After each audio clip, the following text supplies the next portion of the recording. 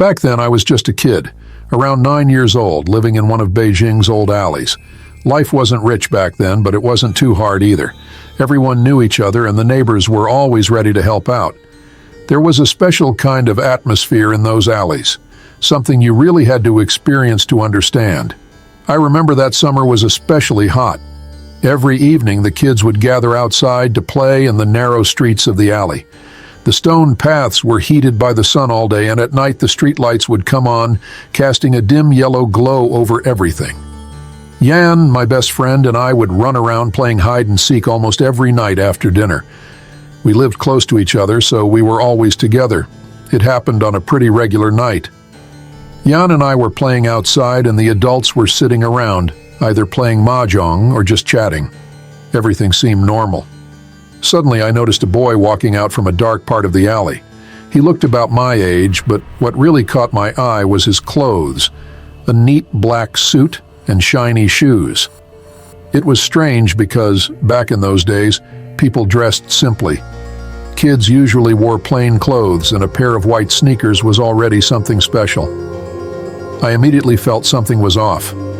The way that boy dressed just didn't fit in with the alley.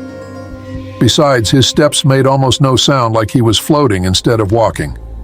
Jan didn't seem to notice anything strange and wanted to go over to talk to the boy. I hesitated but ended up following him. As we got closer, I could see that the boy was holding something in his hand, a broken measuring tape, the kind tailors used. He was walking slowly, like he was searching for something. I suddenly felt a chill run through me. I grabbed Yan's arm and whispered, "Don't go near him. Something feels wrong." Yan gave me a puzzled look, clearly annoyed, but he stopped. Right then, the boy lifted his head and looked at us. That look. I can still remember it clearly even now. His eyes were empty, like there was no soul behind them. I felt my heart skip a beat, and I pulled Yan back, running all the way home. When we burst through the gate, my mom was chatting with some neighbors. Seeing us so flustered, she laughed and asked, "What's wrong with you two? You look like you've seen a ghost." I was panting and said, "Mom, there's a strange boy outside, dressed all weird.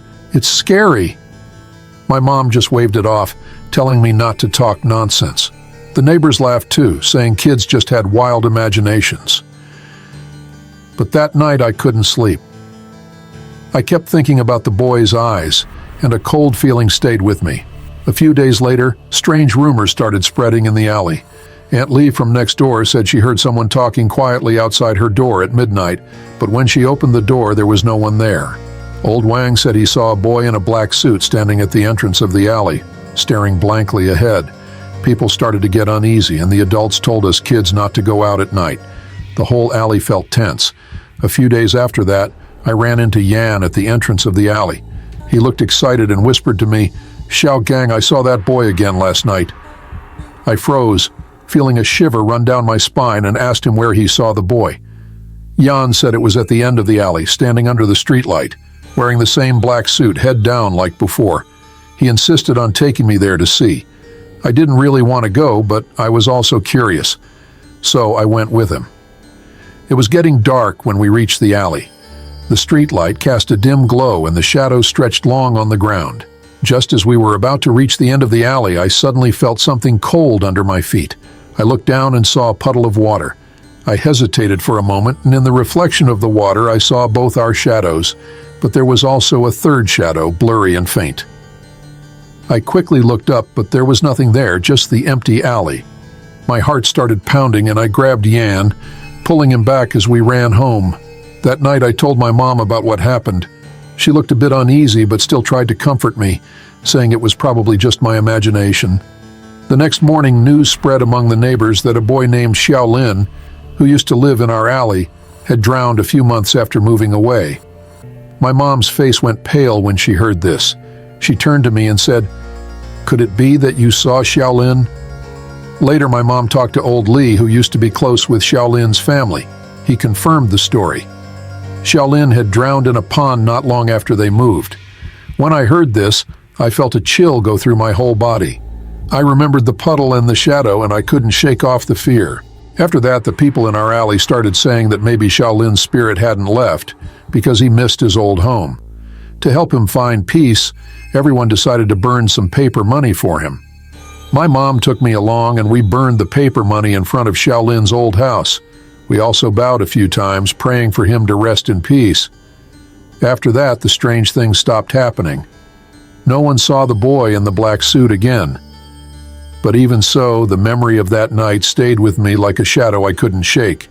One time, Yan and I walked past that alley again, and Yan laughed, saying, "See, there's nothing there. We were just scaring ourselves." But I knew what I saw that night was real. We moved out of the alley that winter to a newly built apartment building. On moving day, my mom asked me to take one last look at the alley as a way of saying goodbye. I gathered my courage and walked to the entrance of the alley. It was getting dark and the light in the alley was still dim. Just as I was about to leave, I heard a faint snap behind me, like something breaking. I turned around quickly, but there was no one there, only a broken measuring tape lying on the ground, as if left there for me to see. I didn't pick it up. I just turned and walked away.